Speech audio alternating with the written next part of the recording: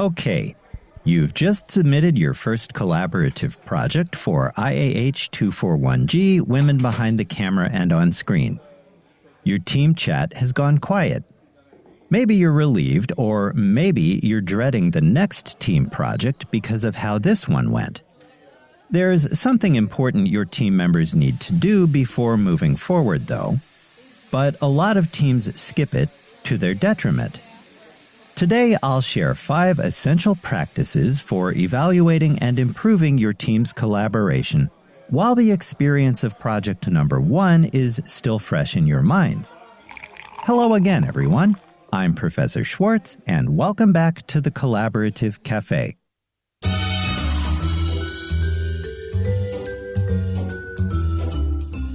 Welcome to the Collaborative Café, where we brew up innovative approaches to student collaboration and development of 21st century skills.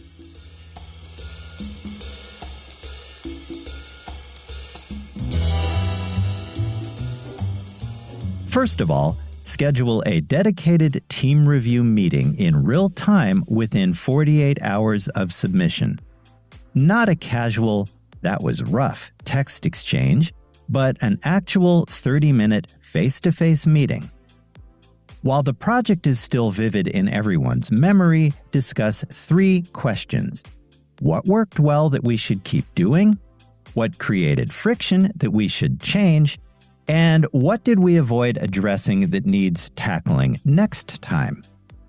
Proximity to your fresh experience matters because details fade quickly and unresolved tensions calcify into resentment. Here's another habit your learning team should cultivate in the wake of collaborative project number 1. Audit your communication patterns with actual data. Go back through your team chats, shared documents, and meeting notes. Who contributed most frequently? Were there certain voices that were consistently unheard?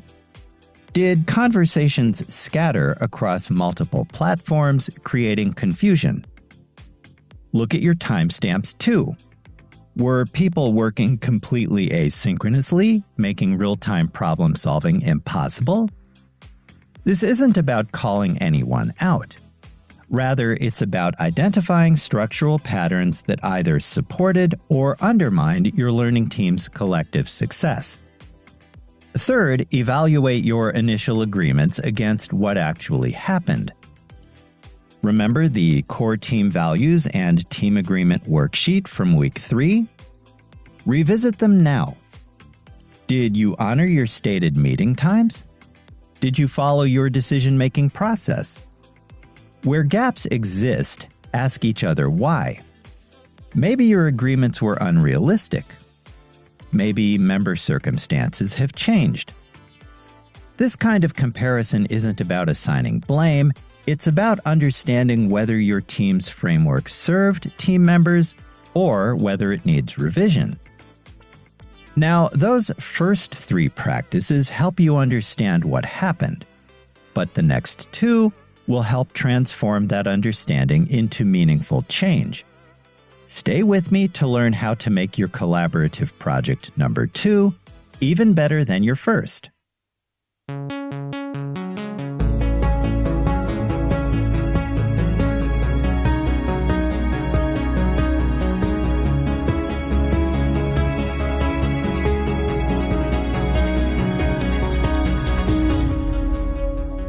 Welcome back.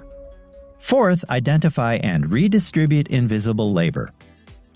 Every team has someone who takes meeting notes, follows up with absent members, or manages document organization.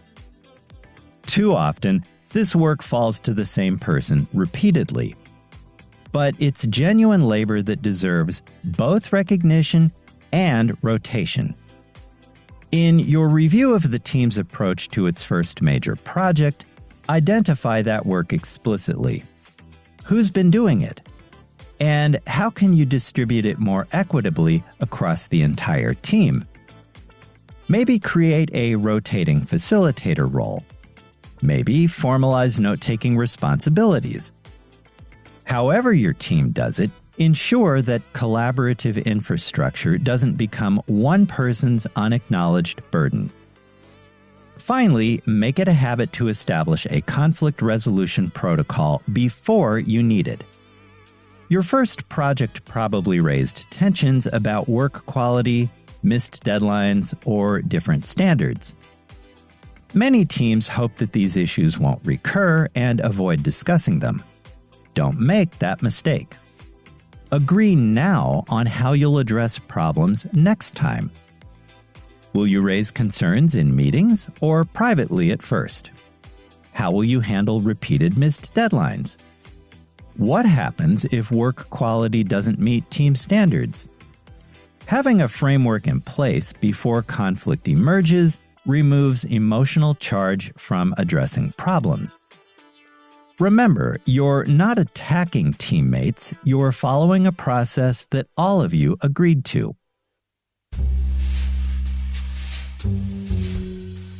You're listening to the Collaborative Café, where we brew up innovative approaches to student collaboration and development of 21st century skills. If you find this episode helpful, hit like, share, and subscribe.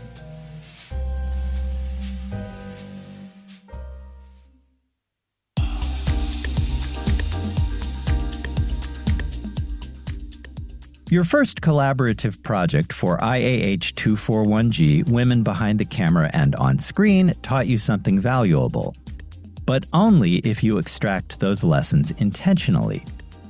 So let's recap the 5 practices that can improve and even transform your team's collaboration moving forward.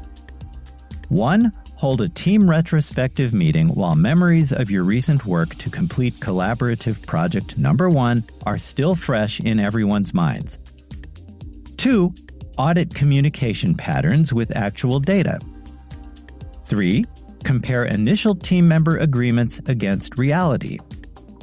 4. Identify and redistribute invisible labor.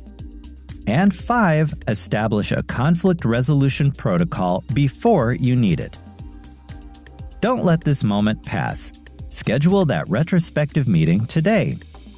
The time you invest now will save your learning team hours of frustration during the development of collaborative project number 2 in just a few weeks. And on that note, we reach the end of today's program. Don't miss our Week 7 meeting where we'll look at how you can keep your learning team sharp as we approach spring break and the midpoint of the semester, when your early energy and enthusiasm might experience a dip. Until then, thanks for joining me in the Collaborative Café. I'll see you in class or during Zoom office hours if you drop by with a question. In the meantime, have a healthy, safe, and productive week. With special regards from Onyx, the cat what am. Bye for now.